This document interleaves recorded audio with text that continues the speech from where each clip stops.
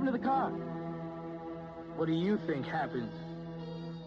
Looks like it was chewed up and spat out. Perhaps it was a result of anxiety.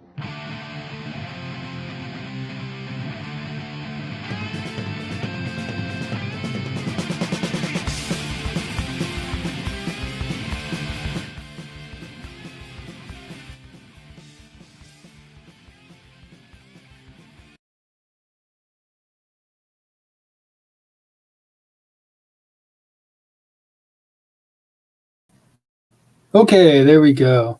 So it's sorry,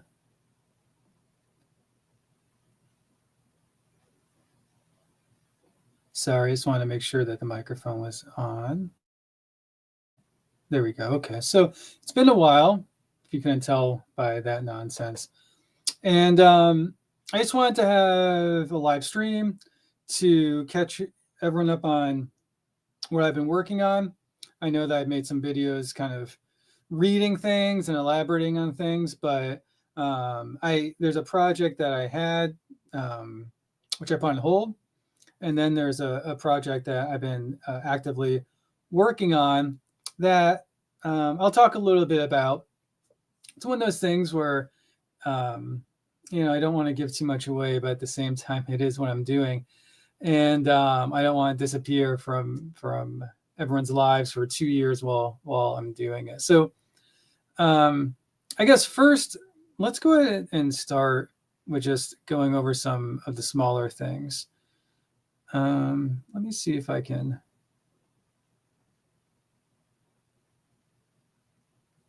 share one of my screens here. All right, let's start over here. Okay, so I've been working on the website a little bit. And if you're watching the stream, you can see it. If you can't, it's just therightpodcast.org. I streamlined it. I narrowed it way down. I tried to do a link library and I got a lot of really great feedback, and it became just too much administratively. So I took it out. But so it's much more streamlined now. It has links to all of the socials, as well as different platforms where you can watch and listen. But what I wanted to show you is over on the store. It's not really a store. It's a link that sends you out to an exterior site. I haven't done it already, but I'm going to upload a PDF that you can just download. And it has a QR code on it. So this would be something, if you're so inclined, if you think some of the past videos have been worth it, or if you'd like to spread the word, I guess. I know I'm not the best with advertising, but long story short, I just use Zazzle, and there's a QR code. You can put this on anything you want. It doesn't have to be on these stickers. But again, I'll also upload a PDF so you can just print it out for free if you want to as well. Again, I'm atrocious at advertising. I'm not interested in it, but at the same time, it is kind of nice to spread the word a little bit, especially on some of these videos that I made a few months ago or a year ago that were really, really in depth. So this might help spread the word a bit, especially as our social media platforms implode on each other and turn into Chan boards. So there's that, first of all. Anything else on the site? I do have a blog. You guys might have seen it. I haven't updated it in a while, but it has some old pictures, some travels, some volunteer work I did in the past. I'll put a post up pretty soon because it's been a second. And then lastly, I just wanted to show, because it's not really something that I talk about a whole lot. Sorry, I thought I had this up, but let me see if I can find it really quick. And if I can't, then I'll find it and put it up.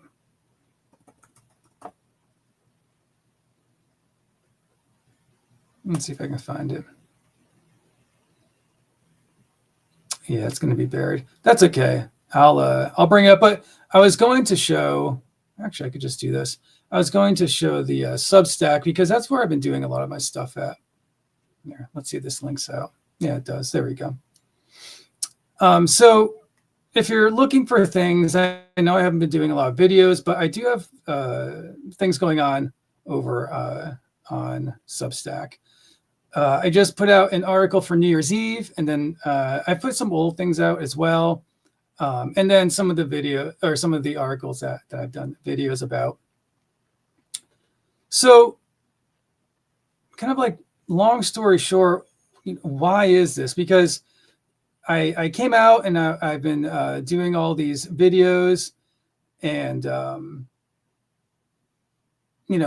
guess the question is, what happened, right? Why did I stop? And I'll talk about that. So what happened was I had a lot of feedback from people saying, look, the videos are great, but you got to write some of this stuff down because things are just getting lost in them.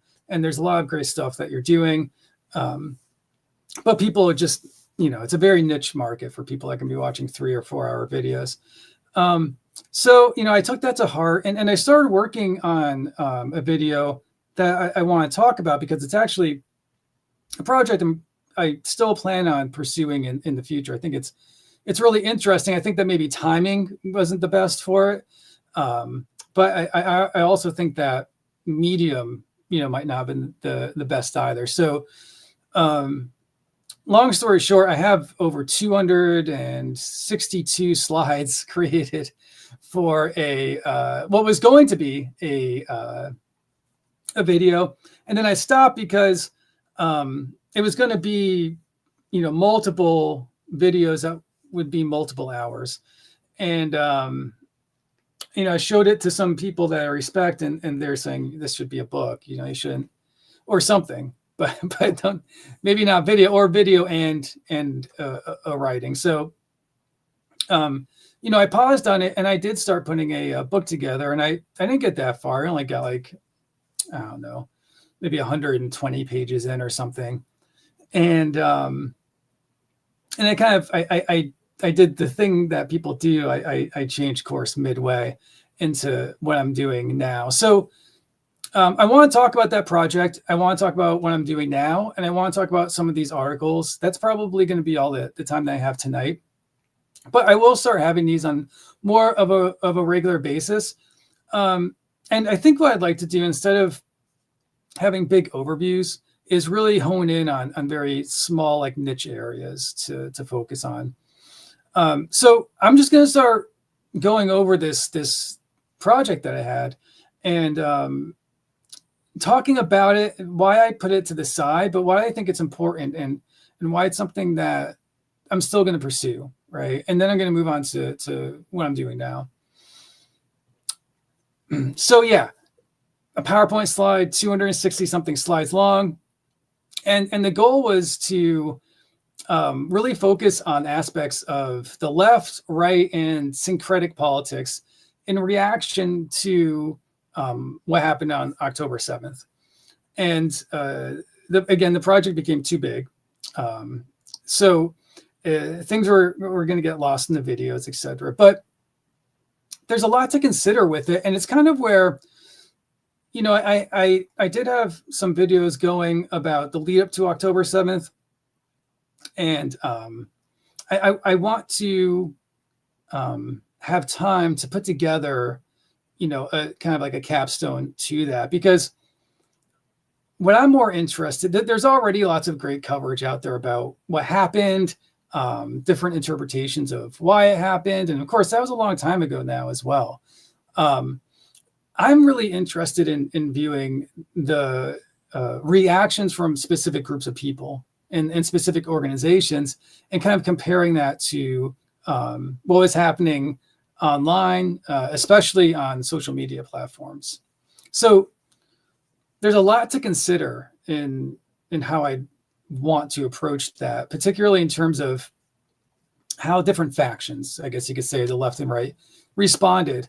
I think, I'm always more interested in the left because I am of the Western left, and I find it fascinating to kind of self-reflect in ways that you don't get in other places. But of course, seeing what the right is doing is important too. But the left in particular has had very divergent reactions, I guess, or had very divergent reactions, which is interesting because when you talk to people about it, It's generally the opposite, in which people are very unified in clearly opposing what happened after October 7th with Israel, and standing in solidarity with Palestinian people in the situation.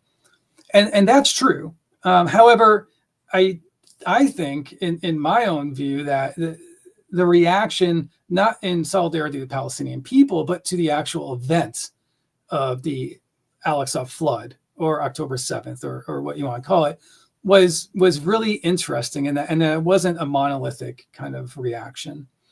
So, what stands out to me is the syncretic kind of anti-imperialist approach that some groups had, and that while Hamas was at the front of that, they had, and before I go further, that's kind of like on a superficial level where a lot of the analysis was happening at.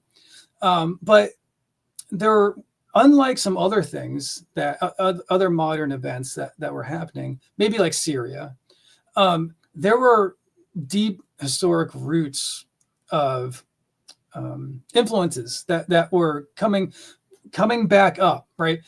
So roots that already had organizations or had defunct organizations at this point, but either way had organized in the past in different ways. And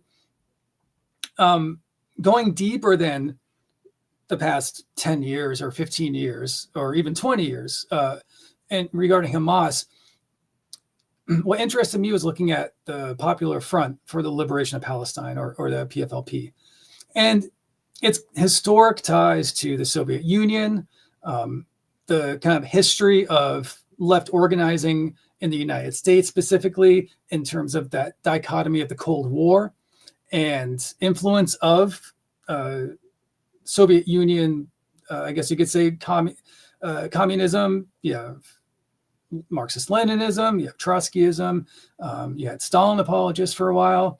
But long story short, throughout the 20th century, Soviet Union and its style of communism did have a big impact on organizing in the United States, if anything, because it was seen as the only alternative. It was kind of a black or white picture, or it was anti-US. And so if you're protesting the US, you went to that side. It's a very interesting dynamic. And I think that it's something that I'm going to explore more, because I really think it's influenced a lot of culture in the Western left, that dichotomy of the Cold War. And it's influenced it in not only in kind of narrative ways, but in the actual organizations that exist and organizing of the past. But so anyway, talking about PFLP and that type of framing of what happened possibly in the Middle East, going all the way up through modern organizations. I might be mispronouncing it, but like Samadon, for instance, or more activist-oriented, public-facing organizations that might be advocating for prisoners, for instance, but who are organizing protests that might have indirect ties, whether through its funding or individuals, et cetera, to some of these other paramilitary groups like PFLP.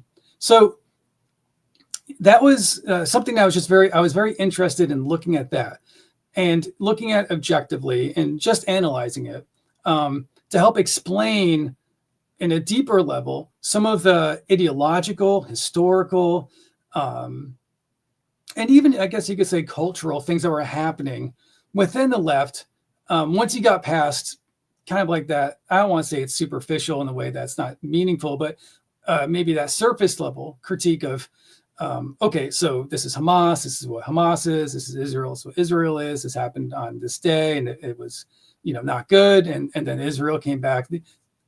There's a lot more to it, and there's a lot of arguments and undercurrents, I think, that at the end of the day help explain maybe ourselves.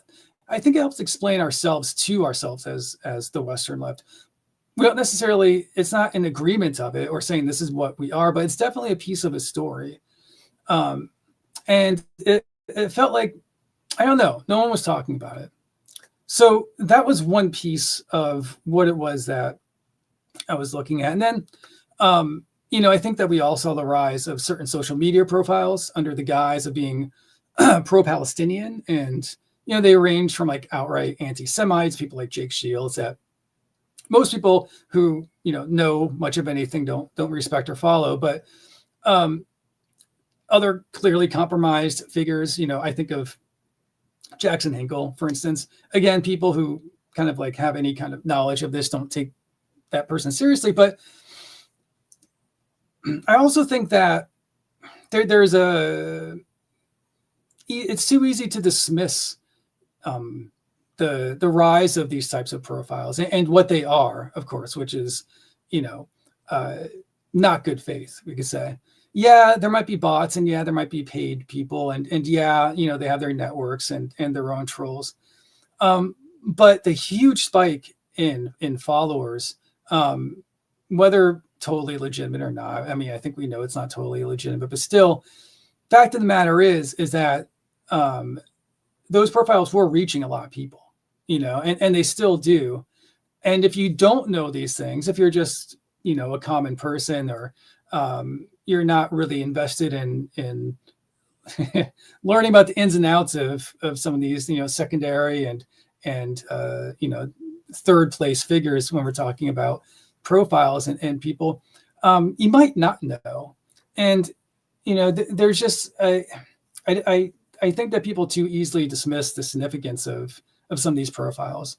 So I found that interesting, especially seeing kind of like who was following who and when people rose up. Of course, at that time, this is a year ago, and since then, whatever flimsy mask that was on X is totally gone at this point. It's a Chan board, with its head just out there saying ridiculous things.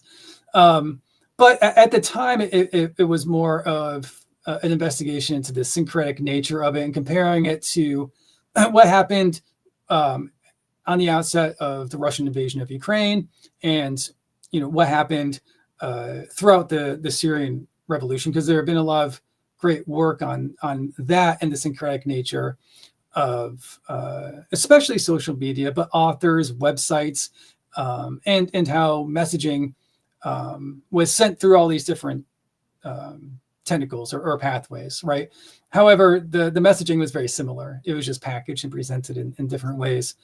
I still think that both of those are really interesting topics that I would like to get more involved in. Again, I already have a hard drive, an exterior hard drive filled with stuff on it with screenshots and things. But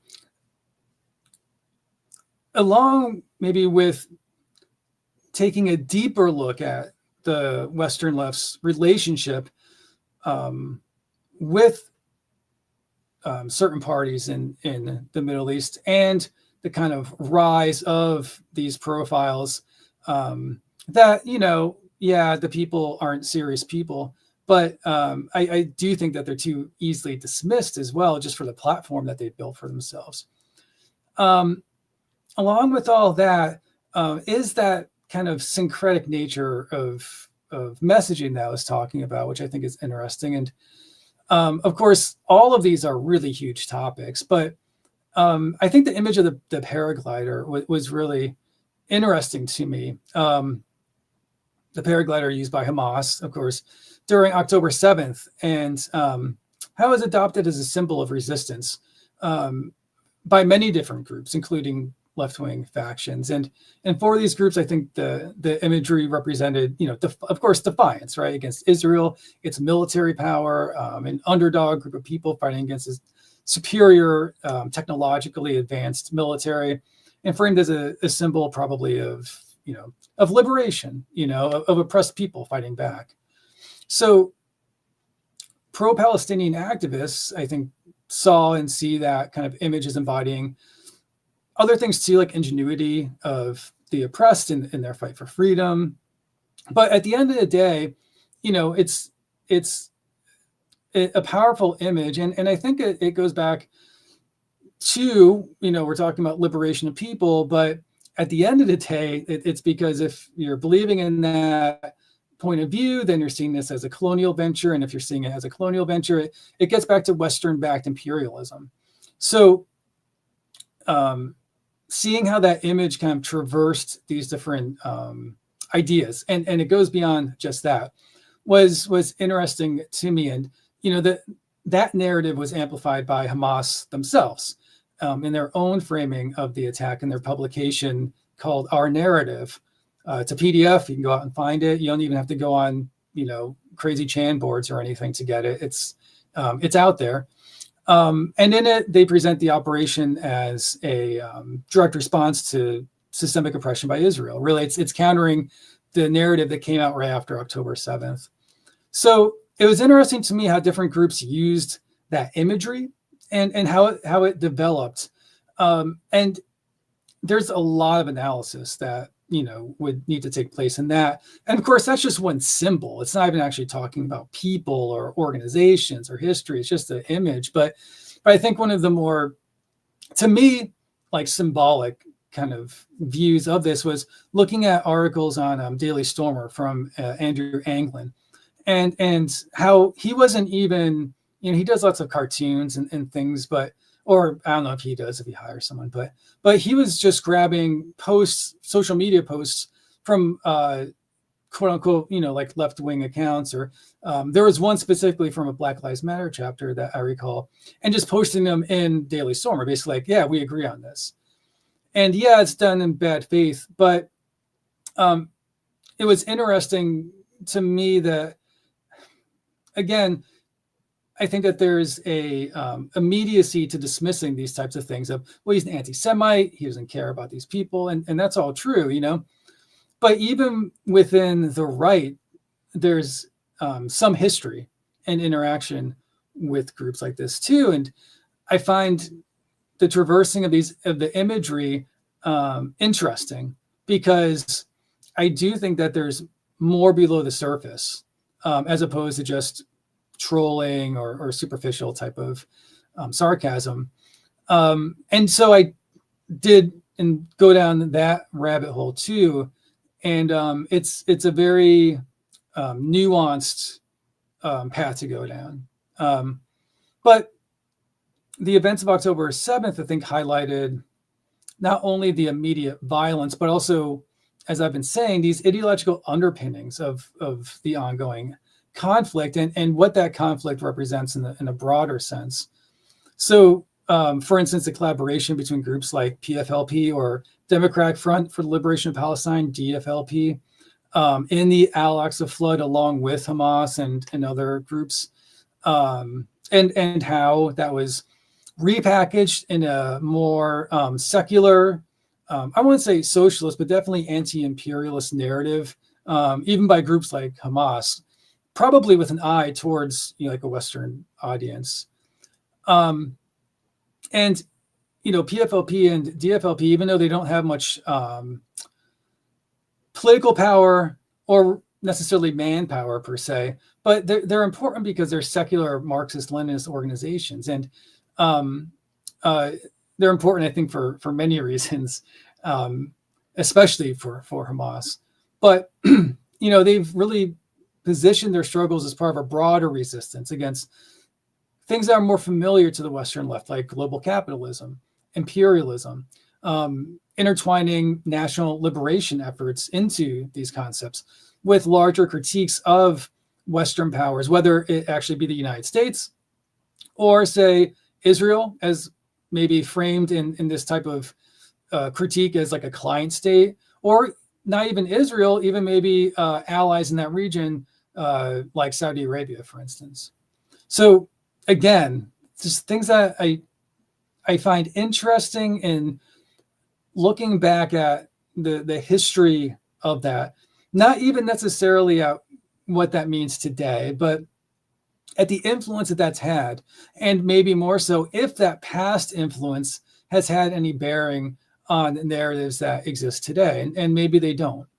But it was interesting, again, because it introduced to a topic that had, on the surface level, really been a discussion of very broad based generalizations of well, Hamas are Islamists, or Israel is this or that, and this introduced more familiar concepts, I think, to the left, such as Marxism, decolonialization, as well, liberation topics.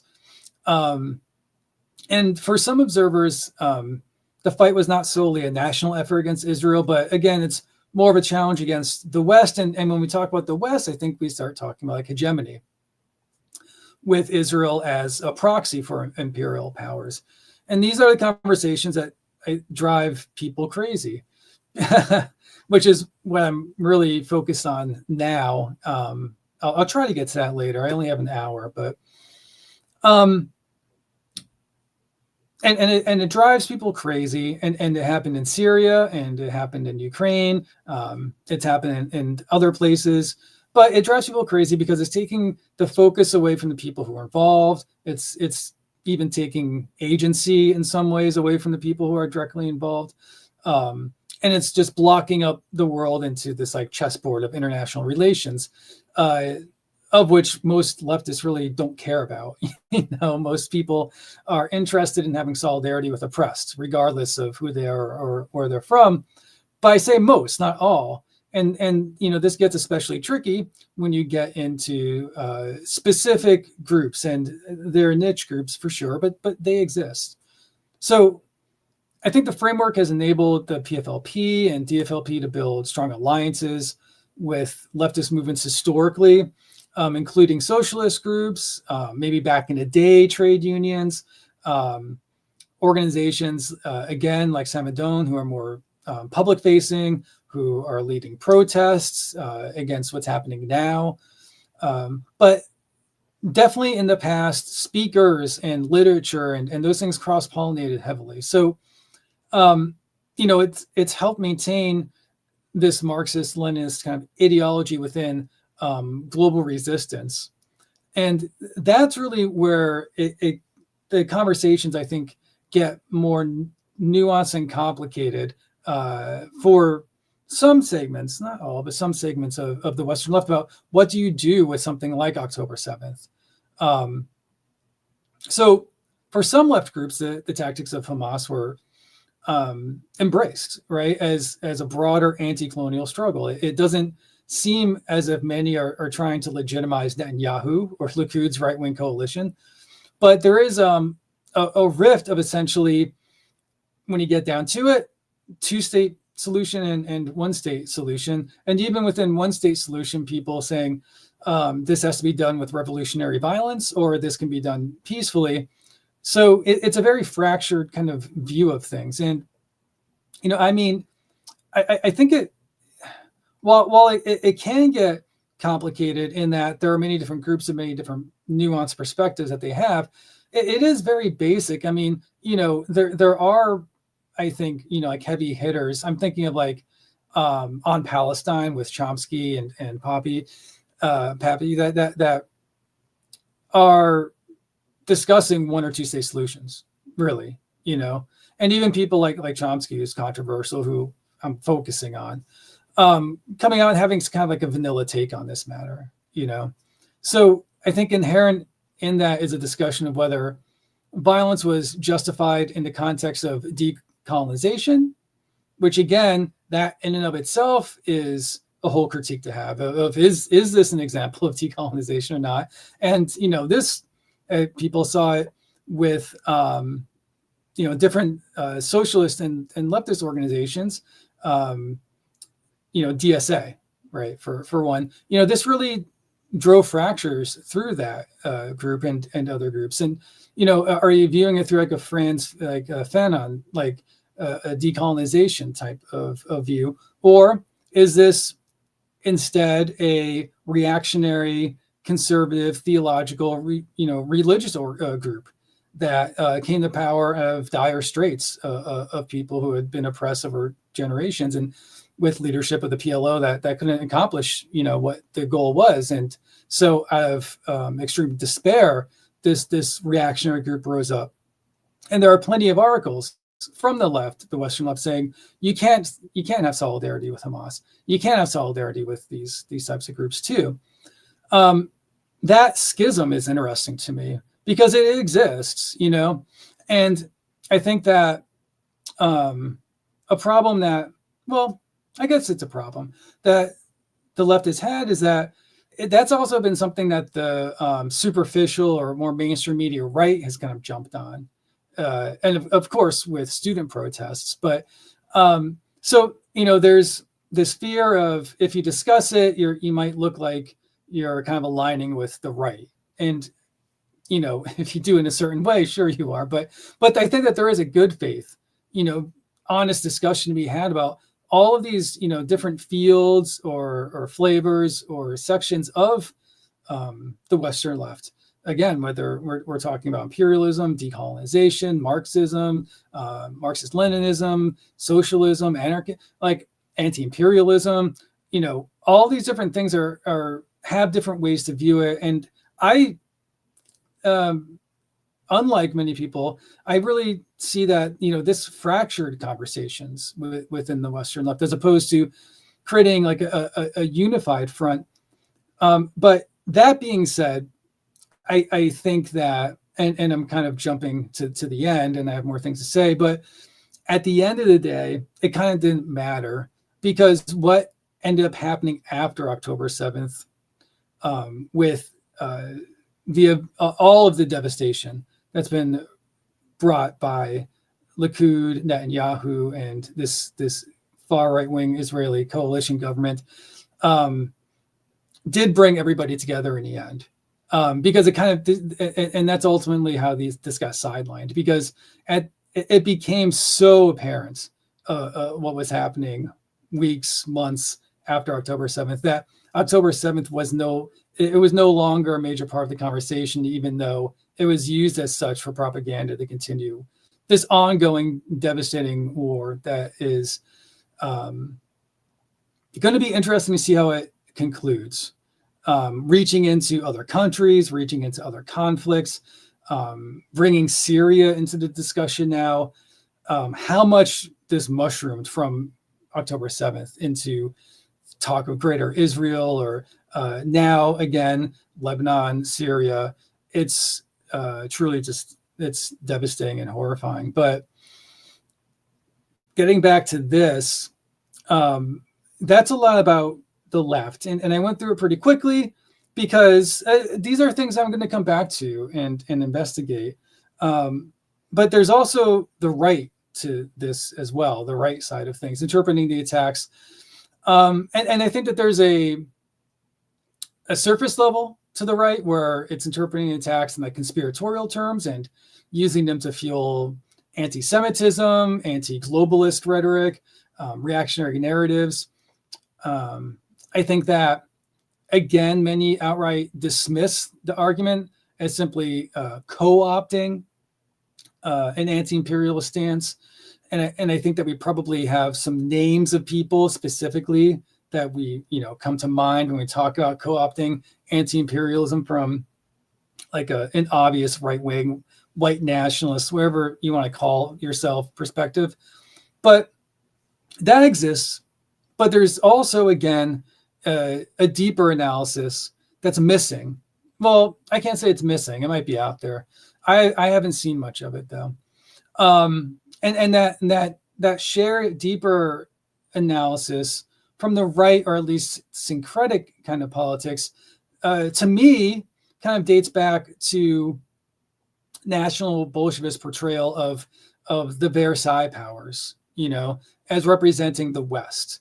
And even as Germany now being a part of the West is being colonized by the Versailles powers as justification, for supporting ultimately what ended up being Nazi power. But and then looking through that strain of thought and how people have co-opted that strain of thought through different third position groups, up to Dugin's fourth position theory, or even when he's talking in geopolitics about the Atlantic powers. There is a history that doesn't get talked about a lot of anti-imperialism on the right.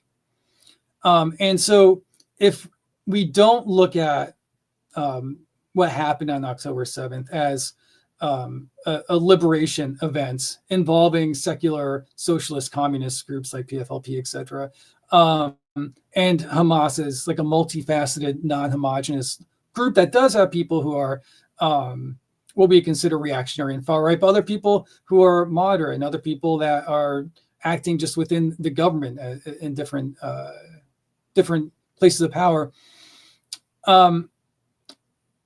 There's a counter argument to that, or a different way of interpreting it, of saying these people are fighting for, their religion. They are fighting for something of an ethno-state. They are fighting against Western imperialism, which is ruining and enslaving different cultures throughout the world, in that fourth position theory kind of argument of reactionary traditionalism against what I guess is called liberal imperialism, you could say, or Western hegemony. But again, there's history in that I find interesting, and there's history in the region too that I find interesting. Now, when I say I find it interesting, again, it's not the predominant narrative, so it needs to be put in proper place, and in juxtaposition to other narratives, it's fairly minor, I think. But when you get into echo chambers, and when you especially get into, I think, social media, even things that in real life are niche or kind of small can be blown up, and I think that if you're listening to this, you've probably seen different ideas or versions of this. So there's so much more, but I do want to move on. There's anti-authoritarian discussions that you could have, again, about both Likud as well as Hamas. Just lots of introspection, but I think that what happened with this, and why I'm going to return to it in the future, is that we can't really argue about Israel's intentions at this point. And it's really my opinion that the focus needs to be with solidarity with Palestinians who are fighting for survival, as opposed to critiques about syncretic politics or misinformation or all these things that I find interesting, because that shouldn't be what's taking up all the space right now. And that shouldn't be what's filling the room and taking all the air out. So I put it on the back burner. And that's just kind of my personal opinion. It isn't meant to necessarily apply to other people. It's just what I kind of morally or ethically believe, that now is not the time. So it's something maybe to return to in the future. Less about what actually happened, more about how people interpreted what happened, I suppose, if that makes sense. And that kind of led into the project I'm working on now. And so what I'm working on now is a book. I have no idea how I'm going to get it to anybody. I seriously doubt it's going to get picked up by, a publishing house. So I don't know. It might just be something that I self-publish on Amazon, but you never know. But I do have an editor that I've been working with in Pakistan, and I chose them specifically because of different points of view and different, I guess, interpretations of things to kind of push back against some of the things I'm saying. But this is what's become of that Chomsky project. I've been saying, if you've been following for a long time, that I'm going to do an episode on Chomsky. And doing an episode on Chomsky is somewhat kind of foolish because if anything, despite a critique that you could have, just the amount of work that that Chomsky himself has just put out there is so much. It's hard to say you're going to figure that out in an hour or two. And so right now I have 4 chapters written, and it's a few hundred pages at the moment. I'm kind of in the middle of it, I guess, and it still needs a lot of work. I haven't gone back and updated the revisions yet. All the footnotes need to be done properly. Right now, there's links and just linear notes to myself. So it's a big project, and it's going to take a while. It's not a 150-page book. It's a really in-depth book, but without going into specifics about what it's exactly about, and maybe I will in the future when I get closer to it towards the end. But it's similar in what I just talked about in discussions of October 7th, and that it's not necessarily about the person Noam Chomsky or even necessarily critiques of his books, let's say. It's more about what it means and what it means more broadly to the Western left and how that plays out in real time to actual events that are occurring, when it works and when it doesn't work, and why. So that's kind of like the baseline for that. And it really started because I worked at I worked at a few different historical societies, especially when I was younger. One of them was a Ukrainian historical society. And through that, I just learned a lot about Ukrainian history and contemporary history too. I'm an undergrad in history, and I ended up taking a lot of Eastern European classes, Russian history classes. And so I just happened to have some knowledge in that area. And that's why I got so involved with the red-brown stuff and looking at Ukraine in the first place, because it was very obvious to me that a lot of these things that were getting put out there were not correct. They're just historically inaccurate. It's not even differences of opinion. It's just not true. And then, of course, all the propaganda and different layerings and complications that were put on it. And it's also what kind of got me with Chomsky, because when I was younger, I read tons of Noam Chomsky. I mean, I used to get his CDs. It probably makes me sound ancient, but I used to get CDs of his lectures from AK Press and listen to them. And what I quickly realized, going back, after seeing some of his comments about Ukraine and saying that doesn't sound like the Chomsky that I knew. I realized that I had more of a peripheral understanding of who he was and what he did, because a lot of things that I knew about him or I read about him were specifically about anarchism and like on anarchy, or lectures that he gave about anarcho-syndicalism or Luxemburg or specific individuals. And of course, all the old dusty, anarchist theorists like Bakunin and Proudhon and stuff. And when I was like 16 or 17, that stuff was interesting to me. And it was really coming up because in the 90s, there's a resurgence of interest in anarchism, and especially combined with kind of an anti, not globalist. I, for my own mind, separate them, anti-globalization, which isn't the same as saying, anti-internationalism. And I think that all these phrases have they're so loaded now, but it was against the concept of the decline of the Soviet Union and kind of a hegemony of capitalism throughout the world, and what that meant to people here and what it was going to mean to people in other parts of the world in many different ways. So at that point, I was reading tons of Chomsky, and then, but I realized looking back, I hadn't really read a lot of his books. Instead, I was reading lots of articles and lectures and things like that. And, especially some of his earlier works, there are troubling things, we could say, that even at the emergence, and you all probably know what I'm talking about. But by the time we end up talking about Syria, it was as if I didn't even know who this person was. And so that's kind of what I'm writing about. Not necessarily the progression of Chomsky from he was good then and now he's bad. It's actually more of from a point of view of a reader, reading Chomsky and coming to realizations that it's not just that maybe at one point he had it and now he doesn't, or he's old and he doesn't know what's happening anymore.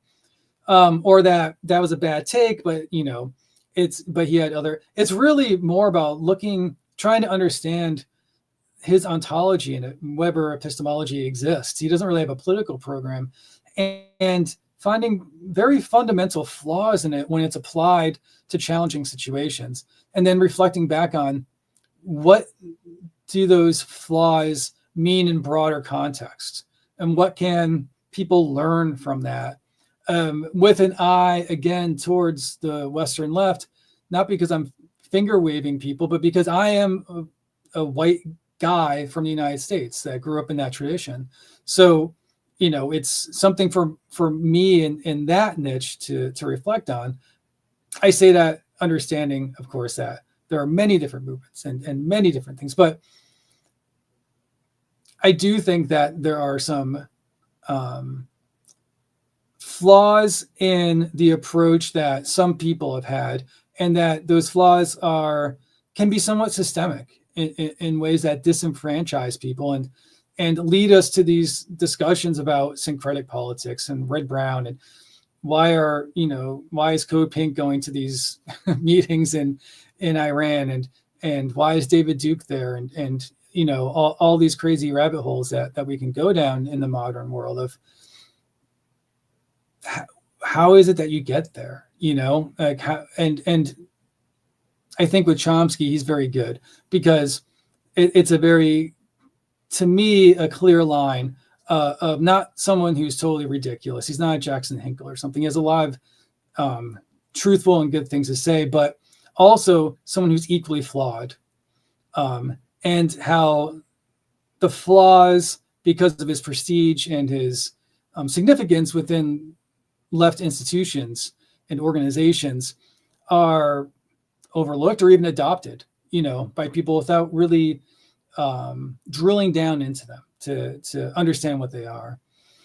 And at the end of the day, I think it's a kind of critique of anti-imperialism versus internationalism, and comparing those two things and really understanding what does that mean in 2025, right? What do these words mean in 2025, and possibly, how do we get there? Are they corrupted, or have they stayed consistent? Why not? So that's what I'm working on, just very quickly.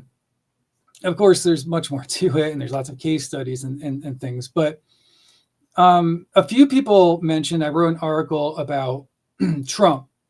I've written a few articles about Trump, and it's probably redundant to people, because you can go onto any mainstream media platform and read about how Trump is bad. But there are some specific things that people ask me about Trump. So I think one of the ones I got a lot of is, what does Trump mean to us, meaning activists, anti-fascists, people who are organizing on the left, or even just more broadly, more mainstream things, nonprofits even, groups that bring lawyers for undocumented people facing, asylum and things like that. So I don't have like a presentation put together. There are some articles that I think have done a pretty good job of outlining the big picture things, but I had some like bullet points that I thought of that are important. Maybe I'll revisit, or maybe there are things just for people listening to go look at on their own. And the first was the Stop Terror Financing and Tax Penalties on American Hostages Act that was passed by the House in November. So it had Republican backing, but enough Democrats supported that eventually, it didn't initially pass, and then it passed. So, it's raised concerns for a few different reasons. The bill would grant the executive branch broad authority to label nonprofits and activists as terrorists, a move that a lot of people see as being used to target groups advocating for causes like Palestinian solidarity specifically. But if we think back even to like the Bush years, I mean, there was one point when the greatest domestic terrorists are presented by the federal government were environmentalists, which is absolutely ridiculous. So with the Trump presidency, who knows? And, this is something that just recently passed. Now, I don't know where it's going to go, but I think that you see more legislative efforts, not just extra parliamentary type of things, or groups like Proud Boys and stuff like that. But I think that you see a lot more governments, organized efforts to legalize this type of limitations on free speech and freedom of expression. Going through that, I think that there are other things that tie into it. Just in general, thinking back to when Trump was in office, the increased criminalization of activism in general. And I say that in air quotes because it isn't as if that hasn't been happening under Biden as well, and people have been following, like Stop Cop City and things like that, are well aware that this is, you could go back as far as you want in U.S. history with this. But, I'm thinking of maybe 9/11 as a big marker when we started talking about ways that the government could leverage institutions, maybe under the guise of national security, to limit the ability of people to practice their First Amendment rights. So I think left-wing activists, especially those involved in movements, like Black Lives Matter, environmental protection, anti-war causes, all these different, subsects of groups are going to face the full brunt of whatever the establishment can brew up to levy against them. And I think that, again, people who are actively engaged in this work now already understand that, but there are going to be more protests, and people who aren't as experienced or seasoned in what to do and understanding of things like, turning your cell phone off, like basic stuff like that, or what to do if you do get arrested, are going to need help. They're going to need to be informed and educated. And there are mainstream groups like the ACLU that help with that. But, that I think is one thing. People who are unaware are going to be put in positions that they're not used to, and people who are aware are going to be put in positions they're not used to. Again, thinking back to Trump, I'm thinking of like when undocumented police cars in Portland were just throwing people in the back of them, but with police that had no uniforms on or insignia, and bringing them to the stations and holding them. So situations like that. Going back to that legislation, I think restrictions on nonprofit funding is going to be a huge one. I think the Treasury Department is going to be a major focus on this. And I think that, yes, there's going to be the right wing anti-government and Antifa into the villain type of stuff. But I think where you might see a lot of this is with groups that are trying to help women find access to abortion clinics, for instance, or like rideshare programs to other states and contraception through mail and things like that, that not just the act, but the people, the organizations that people are trying to use to facilitate these things in some type of central way, which I think probably, if that happens, then points to the direction of mutual aid, which was something that kind of became more popularized in, I don't want to say it's popularized in the mainstream, but it became more known, I think, in mainstream rhetoric under COVID.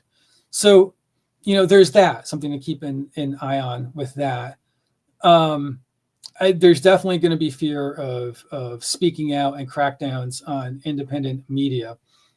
That doesn't necessarily impact activists per se, but it might for researchers.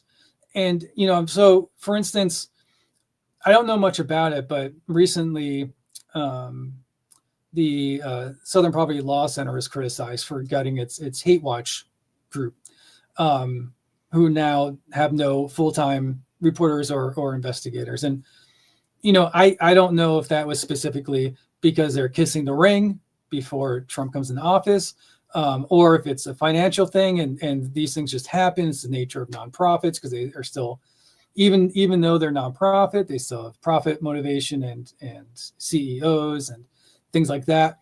But I think that you might see more of that happening, and of course that's going to indirectly impact people who are trying to do research on this type of thing. CrimeFic did a good article on this titled "History Repeats Itself: First as Farce, Then as Tragedy: Why the Democrats Are Responsible for Donald Trump's Return to Power." And while some of it, you can agree or disagree with, I think it does a good job of highlighting some of the restrictions that have been put in place even under Biden that could be expanded upon and abused further by a Trump presidency. Trying to think if there's other things. Yeah, those are the things that I highlighted. Unfortunately, I have a hard out. Along with all the things that I've been writing and doing, I also just happen to have a lot going on. I have a different job now that's very demanding, and I have a lot of things just going on. Not negative, but just with I have a family, so there are just different things that are pulling me away. I have tried though to supplement these.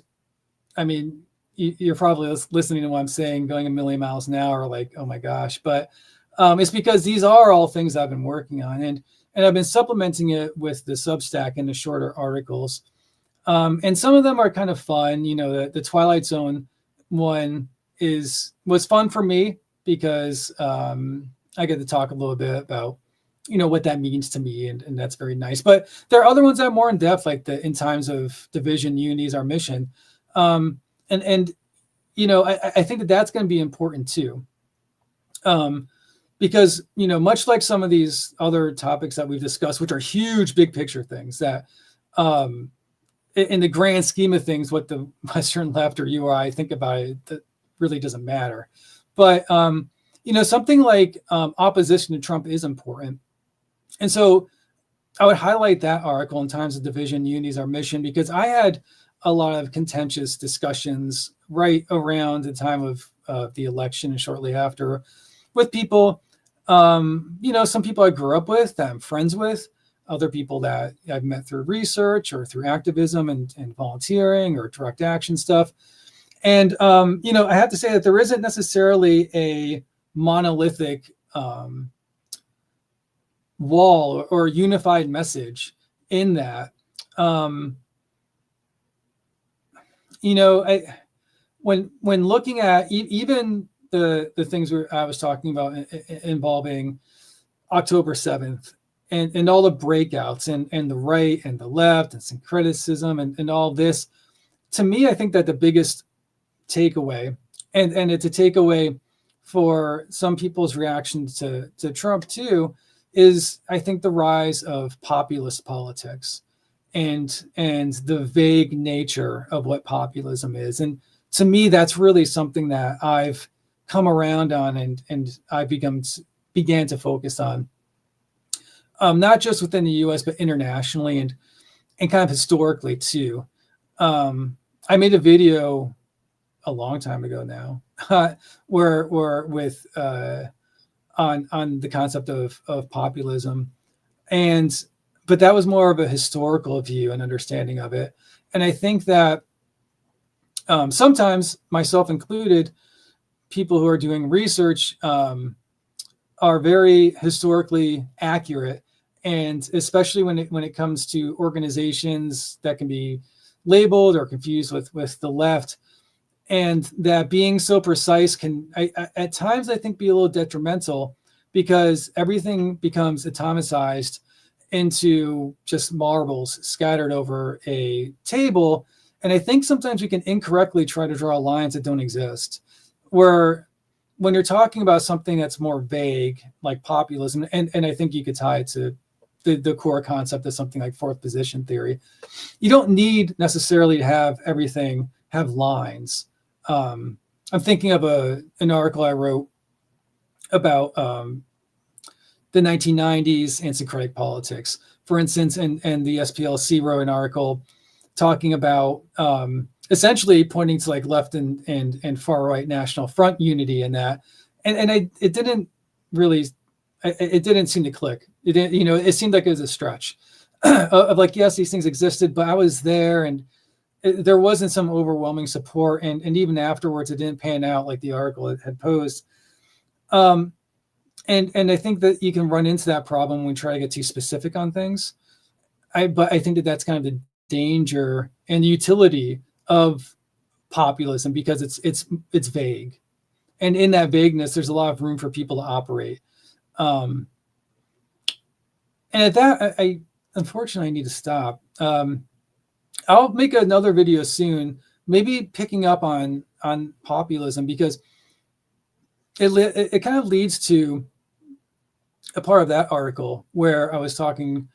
I was in communication with Rob Miller, who has gone off the deep end on the far right, and kind of just tracking what happened to him and juxtaposing that symbolically to, I think, a broader picture of a lot of people, maybe who didn't go so far off as him. I think with him, it's more of there's a lot of personal things that led to that, but I still did see a lot of symbolism in that, and a lot of self-reflection. Myself, not to have any kind of allegiance with that, but drawing lines that don't necessarily exist in research to make a good narrative. I think that that's equally as dangerous as misinformation sometimes.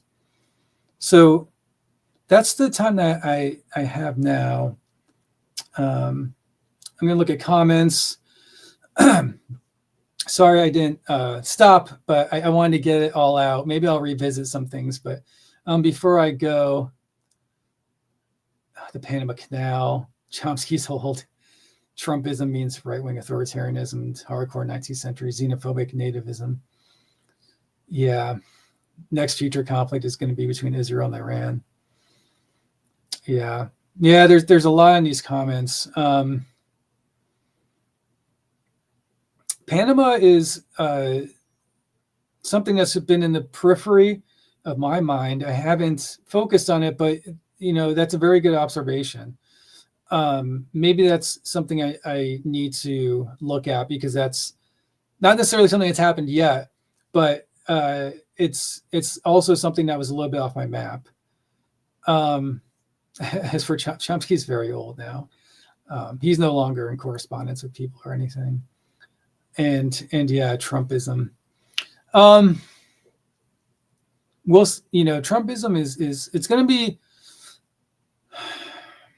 I don't want to say it's going to be interesting. It's going to be horrifying, but I'm curious to see how he manifests power in his second term, understanding that he's only supposed to have 4 years, as opposed to his first term, to where he was looking at potentially 8 years. And if you maybe learned some things from his first term, just like other far right groups and activists learn from mistakes in the past. I wonder if there's going to be a Charlottesville or something like that, for instance, or if those things are going to manifest in different ways, or if they are going to happen. I don't know. Just thinking about the legal fallout and how it disrupted groups, et cetera, how that organization is going to occur. But on matters like that, I'm not an expert, but those are things that I think about when I think about, Trump and what it could mean.